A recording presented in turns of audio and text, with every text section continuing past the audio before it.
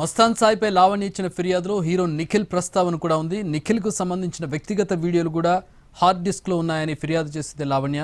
నిఖిల్తో పాటు Varalakshmi tiffin centre యజమాని ప్రభాకర్ రెడ్డి వీడియోలు కూడా ఉన్నట్టుగా చెబుతోంది.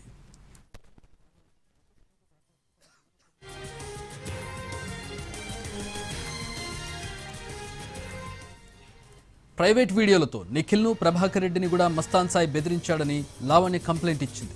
పలువురు బుల్లితెర నటీనటులు, సినీ సెలబ్రిటీల వీడియోలతో పాటు మొత్తం 300 వీడియోలు ఈ హార్డ్ డిస్క్లో ఉన్నట్టుగా గుర్తించారు. వారందరినీ బెదిరించి డ్రగ్స్ దందా కూడా చేస్తున్నాడని లావణ్య ఫిర్యాదు చేసింది. ఇది ఫిర్యాదు మాత్రమే, దర్యాప్తు జరగాల్సి ఉంది. దీని మీద ఎంక్వైరీ చేయాల్సి ఉంది.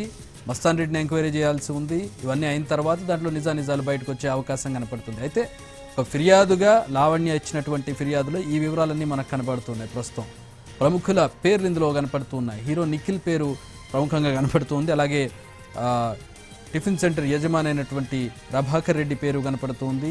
వీరిద్దరి ప్రైవేట్ వీడియోలు, సన్నిహితంగా ఉన్నటువంటి వేరే వాళ్ళతో సన్నిహితంగా ఉన్నటువంటి వీడియోలు అడ్డం పెట్టుకుని వారిని బ్లాక్మెయిల్ చేశాడు మస్తాన్ అని తెలుస్తుంది. మస్తాన్ సాయి దీనికి సంబంధించినటువంటి అప్డేట్స్ మనం చూస్తూ ఉన్నాం. లావణ్య నర్సింగి పోలీస్ స్టేషన్కి వెళ్ళింది, కంప్లైంట్ ఇచ్చింది. ఆ కంప్లైంట్లో పొందుపరిచినటువంటి వివరాలను మనం ఎన్టీవీ స్క్రీన్ మీద చూస్తున్నాం.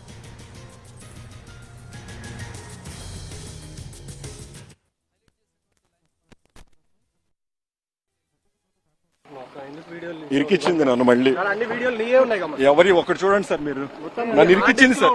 చూడండి సార్, మీరు చూడండి నన్ను మొత్తం పక్కాగా నన్ను ఒక్కటి చూడండి సార్. మీరు ఒక్క అమ్మాయి వీడియో ఉందేమో, నన్ను ఇరికిచ్చింది నన్ను మళ్ళీ ఎవరి ఒకటి చూడండి సార్. మీరు నన్ను ఇరికిచ్చింది సార్. చూడండి సార్, మీరు చూడండి నన్ను మొత్తం పక్కాగా నన్ను ఒక్కటి చూడండి సార్. మీరు ఒక్క అమ్మాయి వీడియో ఉందేమో.